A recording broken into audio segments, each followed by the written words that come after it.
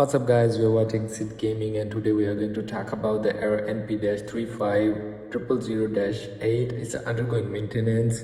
This error you get when the PlayStation network service is down or going to update. So you just simply go check the system server, and the server is, if the server is working, then it's okay, you can try again. If the server is not working, so simply that's how it's not working. So you just wait, simply you just wait.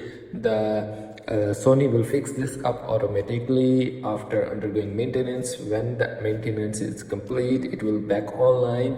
So, and that's how you do it. If you want, then you just go and restore the first setting. Maybe it will be fixed, but you just simply wait, and when they fix and when they maintain everything, then the Sony will get back online. So simply that's how you can fix this.